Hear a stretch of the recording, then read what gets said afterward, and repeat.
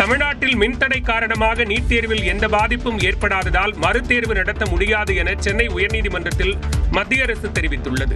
இளங்கலை மருத்துவ படிப்புக்கான நீட் தேர்வு கடந்த மாதம் 4ஆம் தேதி நடத்தப்பட்டது. அன்றைய தினம் பெய்த மழையால் ஆவடி, குன்றத்தூர், KK நகர் உள்ளிட்ட தேர்வு மையங்களில் மின்சாரம் துண்டிக்கப்பட்டது. இதனால் தங்களால் முறையாக தேர்வெழுத முடியவில்லை என கூறி 16 மாணவர்கள் சென்னை உயர்நீதிமன்றத்தில் வழக்கு தொடர்ந்தனர். இந்த வழக்கை விசாரித்த உயர்நீதிமன்றம் மனுவுக்கு பதிலளிக்கும்படி மத்திய அரசு, தேசிய மருத்துவ ஆணையம் மின்சாரம் துண்டிக்கப்பட்டது குறித்து விசாரணை நடத்தியதில் நீட் தேர்வுக்கு எந்த பாதிப்பும் ஏற்படவில்லை என தெரிய வந்ததாக அவர் கூறினார். மாணவர்கள் பெரும்பாலான கேள்விகளுக்கு பதிலளித்துள்ளதால் மறுதேர்வு நடத்த முடியாது எனவும் மத்திய அரசு தரப்பில் தெரிவிக்கப்பட்டது. மனுதாரர்கள் தரப்பில் வெளிச்சம் இருந்தது என்பதை நிரூபிக்க கண்காணிப்பு கேமரா காட்சிகளை தாக்கல் செய்ய உத்தரவிட வேண்டும் என்று கோரிக்கை வைத்தனர். இருதரப்பு வாதங்களையும் கேட்ட நீதிபதி தீர்ப்பை ஜூன் 6ஆம் தேதிக்கு ஒத்திவைத்தார்.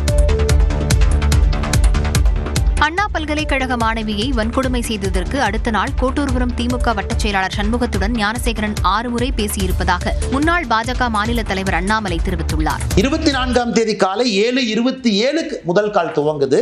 4:01 PM வரைக்கும், சாயந்தரம் 4 மணி 1 நிமிடம் வரை 5 முறை பேசுறாங்க 2 பேரும். அதன் பிறகுதான் ஞானசேகரன் போலீஸ் ஸ்டேஷனுக்கு கூட்டிட்டு போறாங்க. வெளியே வந்த பிறகு ஞானசேகரனும் கோட்டூர் சண்முகம் மறுபடியும் பேசுகிறாங்க. சோ எதுக்கு கோட்டூர்புரம் காவல் நிலைய அதிகாரிகள் ஞானசேகரனை 24ஆம் தேதி போலீஸ் ஸ்டேஷன் எதுக்கு கூட்டிட்டு போனீங்க? எதுக்கு வெளியே விட்டீங்க? எவிடன்ஸ் அளிக்கவா? மாணவி வன்கொடுமை வழக்கில் அமைச்சர் மா சுப்பிரமணியனிடம் விசாரணை நடத்த வேண்டும் என்றும் அண்ணாமலை வலியுறுத்தினார். ஞானசேகரன் கோட்டூர் காவல் நிலையத்திலிருந்து வெளியே வந்த பிறகு நைட்டு 8:30 மணிக்கு மேல 24ஆம் தேதி இரவு தமிழகத்தினுடைய சுகாதாரத்துறை அமைச்சர் அண்ணன் மா சுப்பிரமணியம் அவர்களும் கோட்டூர் சண்முகமும் பேசுறாங்க. 8:30 மணிக்கு பேசுறாங்க. 8:32 மணிக்கு மா சுப்பிரமணியம், கோட்டூர் சண்முகம் மறுபடியும் பேசுறாங்க. இது எல்லாம் நம்ம நல்லா புரிஞ்சுக்கணும். எதற்காக, யாரை காப்பாத்துறதுக்காக இவ்வளவு பதட்டம்? கோட்டூர் சண்முகமும் அண்ணா பல்கலைக்கழகத்திலே பணி செய்யக்கூடிய நடராஜனும் 13 முறை பேசியிருக்கின்றார்கள். கோட்டூர் சண்முகம் விசாரிக்கப்பட வேண்டிய நபர். தமிழகத்தினுடைய சுகாதாரத்துறை அமைச்சர் மா சுப்பிரமணியம் விசாரிக்கப்பட வேண்டிய நபர். ஞானசேகரன் வழக்கு தொடர்பான தொலைபேசி உரையாடல் பதிவு தன்னிடம் இருப்பதாகவும் அண்ணாமலை தெரிவித்தார். நான் ஒரு மாவட்ட செயலாளர். என் தலைமையில் இருக்கிற நிர்வாகத்தில் 82 வட்ட செயலாளர் இருக்காங்க. ஒவ்வொருத்தரும் ஒரு நாளைக்கு 10 பேர் 15 பேர் ஃபோன் பண்ணுவாங்க. அவர் இத்தனாம் தேதி இத்தனை மணிக்கு வட்ட செயலாளர் மா சுப்பிரமணியன் ஃபோன் பண்ணாரு, எனவே மா சுப்பிரமணியன் விசாரிக்கணும்னு சொல்றாரு. இது என்ன குற்றச்சாட்டுன்னு எனக்கும் தெரியல, அவருக்கு தெரியுமான்னு தெரியல. அண்ணா பல்கலைக்கழக மாணவி பாலியல் வன்கொடுமை வழக்கில் அண்ணாமலை வைத்த குற்றச்சாட்டுக்கு அமைச்சர் மா சுப்பிரமணியன் அளித்த விளக்கமே இது. சென்னை எழும்பூரில் அமைச்சர்கள் மா சுப்பிரமணியன் மற்றும் சேகர்பாபு கூட்டாக செய்தியாளர்களை சந்தித்தனர். அப்போது அண்ணாமலை வாய்ப்பளித்ததோ மாங்காய் பிடித்ததோ என்று பேசக்கூடாது என்று அமைச்சர் சேகர்பாபு கூறினார். அவர் குற்றச்சாட்டே சொல்லாத நாள் இருந்தால் தான் நீங்கள் கேள்வியை கேட்கணும். திரும்ப குற்றச்சாட்டு சரியா இருக்குமா? அந்த குற்றச்சாட்டில் ஈடுபட்டவர் அவர் தான் சொல்கிறோம். என்ன பதில் சொல்லுவார்? அது வாய்ப்புளித்ததோ மாங்காய் புளித்ததோ என்று பேசக்கூடாது. ஆதாரங்கள்னால் வெளியிடலாம், நீதிமன்றத்தை அணுகலாம். தொடர்ந்து பேசிய அமைச்சர் மா சுப்பிரமணியன், வட்டச் செயலாளர்கள் தொலைபேசி வாயிலாக தன்னிடம் பேசுவது இயல்பான ஒன்று என்றும் அதையெல்லாம் குற்றச்சாட்டாக சொல்ல முடியாது என்றும் கூறினார். பொதுத் தேர்வுகளில் சிறப்பிடம் பெற்ற மாணவர்களுக்கு தாவேக சார்பில் 2வது கட்ட கல்வி விருதுகள் இன்று வழங்கப்படுகின்றன. தமிழ்நாடு முழுவதும் 10 மற்றும் 12ஆம் வகுப்பு பொதுத் தேர்வுகளில் சிறப்பான மதிப்பெண்கள் பெற்று தேர்ச்சியடைந்த மாணவ மாணவிகளுக்கு தாவேக சார்பில் பாராட்டு விழா நடைபெறுவது வழக்கம். அதன்படி இந்த ஆண்டில் முதற்கட்டமாக கடந்த 30ஆம் தேதி 18 மாவட்டங்களைச் சேர்ந்த 88 சட்டமன்ற தொகுதிக்குட்பட்ட மாணவர்களுக்கு தாவேக தலைவர் விஜய் பரிசுகளை வழங்கினார்.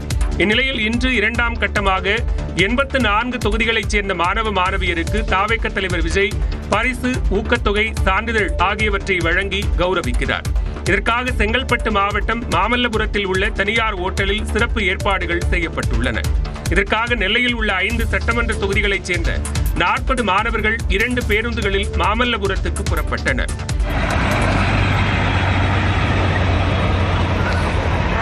எனக்கு இவ்வளோ மார்க் எடுத்ததுல ரொம்ப சந்தோஷம். விஜயை பார்க்க போறதுக்கு எனக்கு செம எக்ஸைட்டடா இருக்கு. அவங்க இவ்வளோ ஹெல்ப் பண்றதுனால இங்க நிறைய பேருக்கு படிக்கணுங்கிறதுல நிறைய ஆர்வம் ஏற்பட்டிருக்குங்கிறது நான் நம்புறேன். ரொம்ப எக்ஸைட்டடா இருக்கு. முன்னதாக இந்த மாணவர்களுக்கு நெல்லை புதிய பேருந்து நிலையத்தில் தாவேக நிர்வாகிகள் சால்வை அணிவித்து புத்தகங்கள் மற்றும் ரோஜா பூக்களை கொடுத்து வழி அனுப்பி வைத்தனர். துணைவேந்தர் நியமன சட்டத்திற்கு இடைக்கால தடை விதித்த சென்னை உயர்நீதிமன்ற உத்தரவை எதிர்த்து உச்சநீதிமன்றத்தில் தமிழ்நாடு அரசின் சார்பில் மேல்முறையீடு செய்யப்பட்டுள்ளது. தமிழ்நாட்டில் உள்ள பல்கலைக்கழகங்களுக்கு துணைவேந்தர்களை நியமிக்கும் அதிகாரத்தை மாநில அரசுக்கு வழங்கி தமிழ்நாடு அரசு நிறைவேற்றிய மசோதாவுக்கு உச்சநீதிமன்றம் சிறப்பு அதிகாரத்தை பயன்படுத்தி ஒப்புதல் அளித்தது. இந்த சட்டத்தை எதிர்த்து நெல்லை மாவட்ட பாஜக செயலாளரும் வழக்கறிஞருமான வெங்கடாஜலபதி தொடர்ந்த வழக்கை விசாரித்த சென்னை உயர்நீதிமன்றம் இடைக்கால தடை விதித்தது. இந்நிலையில் துணைவேந்தர் நியமன சட்டத்திற்கு தடை விதித்த சென்னை உயர்நீதிமன்ற உத்தரவுக்கு எதிராக தமிழ்நாடு அரசு உச்சநீதிமன்றத்தில் மேல்முறையீடு செய்துள்ளது. அதில் அரசியல் சாசன கேள்விகள் எழக்கூடிய இந்த வழக்கில் அவசரமாக விடுமுறை கால அமர்வு இடைக்கால உத்தரவை பிறப்பித்திருப்பதாக தெரிவிக்கப்பட்டுள்ளது. அரசு தரப்பு வாதங்களை எடுத்து வைக்க உரிய கால அவகாசம் வழங்கவில்லை என்றும் மனுவில் கூறப்பட்டுள்ளது. குறிப்பாக விடுமுறை கால அமர்வானது தன்னுடைய பணி நேரத்தை தாண்டி மாலை 6:30 மணி வரை சம்பந்தப்பட்ட மனுவை விசாரித்து அவசரமாக உத்தரவை பிறப்பித்துள்ளதாகவும் தெரிவிக்கப்பட்டுள்ளது. ஏற்கனவே 2 ஆண்டுகளாக துணைவேந்தர் இல்லாமல் பல்கலைக்கழகங்கள் செயல்பட்டு வரும் நிலையில் இந்த இடைக்கால உத்தரவு மேலும் கால தாமதத்தை ஏற்படுத்தும் என்பதால் சென்னை உயர்நீதிமன்ற உத்தரவுக்கு தடை விதிக்க வேண்டும் என்ற மனுவில் தமிழ்நாடு அரசு கோரிக்கை வைத்துள்ளது. தமிழ்நாட்டில் பல்கலைக்கழக பேராசிரியர்கள் மற்றும் ஊழியர்களுக்கு சம்பளம் வழங்கப்படவில்லை என்று எதிர்க்கட்சித் தலைவர் எடப்பாடி பழனிசாமி குற்றம் சாட்டியுள்ளார். இது தொடர்பாக அவர் வெளியிட்டுள்ள அறிக்கையில், திமுக ஆட்சியில் உயர்கல்வித்துறையின் நிர்வாக திறமையின்மையால் பல்கலைக்கழகங்களும் அரசு கல்லூரிகளும் கடுமையான பின்னடைவை சந்தித்து வருகின்றன என்று குறிப்பிட்டுள்ளார். துணைவேந்தர் நியமனங்கள் தாமதப்படுவதால் 10க்கும் மேற்பட்ட பல்கலைக்கழகங்களில் துணைவேந்தர் பதவிகள் கிட்டத்தட்ட 2 ஆண்டுகளாக காலியாக இருப்பதாகவும் அவர் தெரிவித்துள்ளார். நிதி பற்றாக்குறை மற்றும் ஊதிய பிரச்சினைகளால் மதுரை காமராசர் பல்கலைக்கழகத்தில் 2 ஆண்டுகளாக ஊதியமும் ஓய்வூதியமும் வழங்கப்படவில்லை என்றும், அதேபோல தஞ்சை தமிழ் பல்கலைக்கழகம், அண்ணாமலை பல்கலைக்கழகத்தில் ஆசிரியர்கள் நியமன முறைகேடுகள் மற்றும் ஊதிய பிரச்சினை குறித்த புகார்கள் எழுந்துள்ளதாகவும் அவர் குறிப்பிட்டுள்ளார். தற்போது சென்னை பல்கலைக்கழகத்திலும் கடந்த மாதம் சம்பளம் இதுவரை வழங்கப்படவில்லை என்றும் அவர் தெரிவித்துள்ளார்.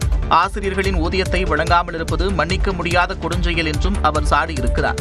மாணவர் சேர்க்கை குறைந்துள்ளதாக குற்றம் சாட்டியுள்ள பழனிசாமி, அரசு காலி பணியிடங்களை நிரப்ப உடனடியாக நடவடிக்கை எடுத்து மாணவர்களுக்கிடையே தொடர்ந்து படிக்கும் ஆர்வத்தை அதிகரிக்க வலியுறுத்தியுள்ளார். 12ஆம் வகுப்பு பொதுத் தேர்வு விடைத்தாள் நகல்களை இன்று பிற்பகல் முதல் பதிவிறக்கம் செய்து கொள்ளலாம் என்று அரசு தேர்வுகள் இயக்ககம் அறிவித்துள்ளது. தமிழ்நாட்டில் 12ஆம் வகுப்பு பொதுத் தேர்வு முடிவுகள் கடந்த மாதம் 8ஆம் தேதி வெளியிடப்பட்டன. இதில் குறைந்த மதிப்பெண் பெற்ற மற்றும் தேர்ச்சி அடையாத மாணவர்கள் விடைத்தாள் நகல் கோரி விண்ணப்பித்தனர். இதனைத் தொடர்ந்து விண்ணப்பித்த மாணவர்கள் www.dge.tn.gov.in என்ற இணையதளத்தில் தங்களது பதிவெண் மற்றும் பிறந்த தேதியை பதிவு செய்து விடைத்தாள் நகல்களை பதிவிறக்கம் செய்து கொள்ளலாம் என்று அரசு தேர்வுகள் இயக்ககம் அறிவித்துள்ளது. விடைத்தாள்களின் நகலினை பதிவிறக்கம் செய்த பிறகு மறு கூட்டல் அல்லது மறு மதிப்பீட்டிற்கு விண்ணப்பிக்க விரும்பினால் இதே இணையதள முகவரியில் விண்ணப்பித்தனை பதிவிறக்கம் செய்து கொள்ள வேண்டும் என்றும் அறிவுறுத்தப்பட்டுள்ளது.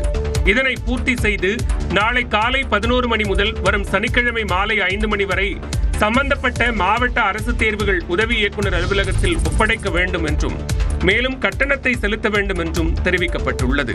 தென்காசி, ராணிப்பேட்டை, திருப்பத்தூர், கள்ளக்குறிச்சி, செங்கல்பட்டு மற்றும் மயிலாடுதுறை மாவட்டங்களில் மறு கூட்டல் அல்லது மறு மதிப்பீட்டிற்கு விண்ணப்பிக்க விரும்பும் தேர்வர்கள் சம்பந்தப்பட்ட மாவட்ட முதன்மை கல்வி அலுவலர் அலுவலகத்தில் விண்ணப்பிக்கலாம் என்றும் தெரிவிக்கப்பட்டுள்ளது. உதகை அருகே ஒரு வார காலமாக அச்சுறுத்தி வரும் புலியால் கிராம மக்கள் அச்சமடைந்துள்ளனர். மாவனல்லா கிராமத்தில் 500க்கும் மேற்பட்டோர் வசித்து வருகின்றனர். கடந்த 28ஆம் தேதி கிராமத்திற்குள் புகுந்த புலி 2 மாடுகளை கடித்துக் கொன்றது. இதையடுத்து 30 இடங்களில் கண்காணிப்பு கேமராக்களை பொருத்தி வனத்துறையினர் இரவு பகல் பாராமல் கண்காணித்து வருகின்றனர். புலி நடமாட்டத்தால் பள்ளி மாணவர்களை வனத்துறையினர் தங்களது வாகனங்களில் அழைத்துச் சென்று வருகின்றனர். சுற்றித் திரியும் புலியால் தங்களின் இயல்பு வாழ்க்கை முற்றிலும் முடங்கி போனதாக கிராம மக்கள் வேதனை தெரிவிக்கின்றனர். இந்த நாள் வரைக்கும் எங்கள் ஊரில் புலி நடமாட்டமெல்லாம் எதுவும் இல்லாமல் இருந்துச்சு. இப்போ இந்த கடந்த ஒரு வாரமாக புலி நடமாட்டம் எங்கள் ஊருக்குள்ள அதிகமாக காணப்படுது. போன வாரத்தில் 2 மாடு தாக்கி புலி பண்ணிச்சு. இன்னைக்கு பார்த்தீங்கன்னா ஒரு எருமையை தாக்கி இருக்குதுங்களா. ஸ்கூல்லலாம் ஸ்டார்ட் ஆயிடுச்சு. ஸ்கூல் பசங்க எல்லாம் இந்த வழியில் போயிட்டு வருவாங்க. அதனால வனத்துறையினர் சீக்கிரமாக ஒரு முயற்சி எடுத்து இந்த புலியை பிடிக்கும்படி கேட்கும். இரவு நேரங்களில் மக்கள் தனியாக செல்லவோ கால்நடைகளை மேய்ச்சலுக்கு அழைத்துச் செல்லவோ வேண்டாம் என்று வனத்துறையினர் அறிவுறுத்தி வருகின்றனர். மேலும் புலியை விரைந்து பிடிக்க தீவிரம் காட்டி வருகின்றனர்.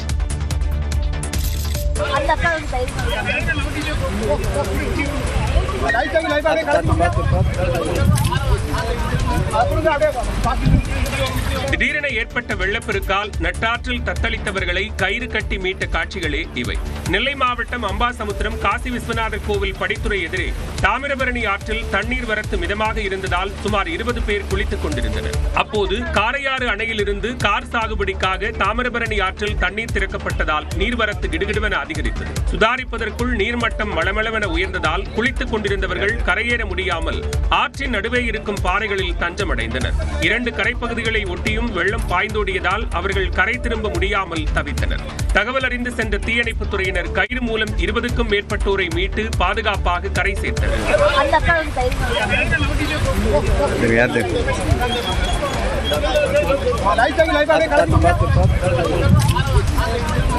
அணை திறக்கப்பட்ட ஒரு சில மணி நேரங்களில் 20 கிலோமீட்டர் தொலைவை கடந்து தண்ணீர் வந்தது எப்படி எனவும் முன்கூட்டியே தண்ணீர் திறக்கப்பட்டதா என்பது குறித்தும் விசாரணை நடந்து வருகிறது. தற்போது பரவி வரும் கொரோனா தொற்று அச்சம் ஏற்படுத்தும் வகையில் இல்லை என்றாலும் நம்மை பாதுகாத்துக் கொள்ள முகக்கவசம் அணிவது அவசியம் என்று உலக சுகாதார அமைப்பின் முன்னாள் தலைமை விஞ்ஞானி சௌமியா சுவாமிநாதன் தெரிவித்துள்ளார். மயிலாடுதுறை மாவட்டம் சீர்காழி அடுத்த பூம்புகாரில் இயங்கி வரும் MS சுவாமிநாதன் அறக்கட்டளை மற்றும் ஆராய்ச்சி நிறுவனம் சார்பாக மீன் பொருட்கள் மதிப்பு கூட்டல் பயிற்சி முகாம் நடைபெற்றது. MS சுவாமிநாதன் அறக்கட்டளையின் தலைவர் சௌமியா சுவாமிநாதன் தலைமையில் நடைபெற்ற இந்த நிகழ்ச்சியை பிற்படுத்தப்பட்டோர் நலத்துறை அமைச்சர் மெய்யநாதன் தொடங்கி வைத்து மீனவர்களுக்கு பல்வேறு நலத்திட்ட உதவிகளை வழங்கினார். இதனையடுத்து செய்தியாளர்களை சந்தித்த சௌமியா சுவாமிநாதன் உலகின் பல்வேறு நாடுகளில் கொரோனா தொற்று அதிகரித்து வருவது போல இந்தியாவிலும் தற்போது கொரோனா தொற்று அதிகரித்து வருவதாக கூறினார். 22ல பரவின அதே ஸ்ட்ரெயின் தான், ஆனால் அதில் சில ஸ்மால் மாற்றங்கள் ஜெனட்டிக் வேரியேஷன்ஸ் வந்திருக்கிறதுனால அது திருப்பி ஒரு 6-8 மாதத்துக்கு ஒரு தரம் இந்த மாதிரி கொரோனா ஸ்பைக் வரத்துக்கு வாய்ப்பு உண்டு. இனிமேல் அந்த கொரோனாங்கிறது அந்த கிருமி நம்மளோட தான் இருக்க போகிறது, அது எங்கேயும் போகிறது இல்லை. தொடர்ந்து பேசிய சௌமியா சுவாமிநாதன் கொரோனா தொற்றிலிருந்து நம்மை தற்காத்துக் கொள்வதற்கு கூட்டமான இடங்கள், குளிரூட்டப்பட்ட அறைகள், ரயில்கள், பேருந்துகள் உள்ளிட்டவற்றில் பயணிக்கும் போது முகக்கவசம் அணிய வேண்டும் என்று அறிவுறுத்தினார். டெல்லியில் பிரதமர் நரேந்திர மோடி தலைமையில் இன்று மத்திய அமைச்சர்கள் கூட்டம் நடைபெறுகிறது. டெல்லியில் பிரதமர் நரேந்திர மோடி தலைமையில் ஒவ்வொரு வாரமும் மத்திய அமைச்சரவை கூட்டம் நடைபெறும். இதில் கேபினெட் அமைச்சர்கள் மட்டும் கலந்து கொள்ளும் நிலையில் சில மாதங்களுக்கு ஒருமுறை அனைத்து அமைச்சர்களும் பங்கேற்கும் கூட்டம் நடைபெறுகிறது. இதன்படி டெல்லியில் உள்ள சுஷ்மா ஸ்வராஜ் பவனில் இன்று மாலை அமைச்சர்கள் கூட்டம் நடைபெறுகிறது. இதில் அனைத்து அமைச்சர்களும் கலந்து கொள்ள உள்ளனர். பிரதமர் நரேந்திர மோடி தலைமையிலான தேசிய ஜனநாயக கூட்டணி அரசு 3வது முறையாக பதவியேற்று வரும் 8ஆம் தேதியுடன் ஓராண்டு நிறைவடைகிறது. மேலும் ஆபரேஷன் சிந்தூர் நடவடிக்கைக்கு பிறகு முதல் முறையாக அமைச்சர்கள் கூட்டம் நடைபெறுகிறது. இதில் தீவிரவாதிகளுக்கு எதிரான ஆபரேஷன் சிந்தூர் நடவடிக்கைகள் குறித்து அமைச்சர்களிடம் எடுத்துரைக்கப்பட உள்ளது. மத்திய அரசின் கடந்த ஓராண்டு கால செயல்பாடுகள் குறித்து விவாதிக்கப்பட உள்ளது. அரசின் சாதனைகளை மக்களிடம் எடுத்துரைப்பது குறித்து விவாதிக்கப்படும் என்றும் தகவல்கள் தெரிவிக்கின்றன. ஆபரேஷன் சிந்தூர் குறித்தும் பாகிஸ்தானின் தீவிரவாத ஆதரவு நிலைப்பாடு குறித்தும் விவரிக்க மத்திய அரசு சார்பில் பல நாடுகளுக்கு சென்ற திமுக MP கனிமொழி சென்னை திரும்பினார். ரஷ்யா, ஸ்பெயின் உள்ளிட்ட நாடுகளுக்கு சென்றிருந்த திமுக நாடாளுமன்ற குழு தலைவர் கனிமொழி தலைமையிலான குழு நாடு திரும்பியது. இதனையடுத்து சென்னை வந்த திமுக MP கனிமொழிக்கு அக்கட்சியினர் சார்பில் சிறப்பான வரவேற்பு அளிக்கப்பட்டது.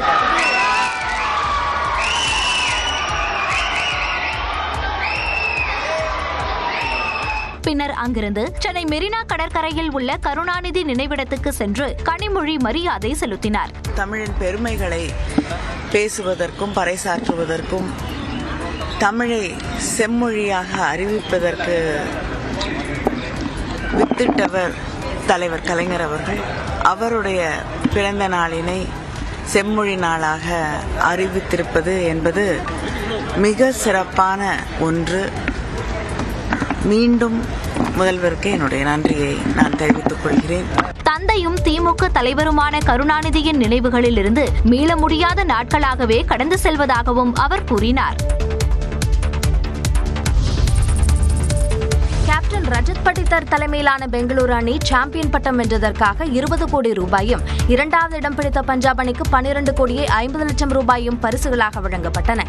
ஆட்டநாயகன் விருதை குருணால் பாண்டியா வென்றார்.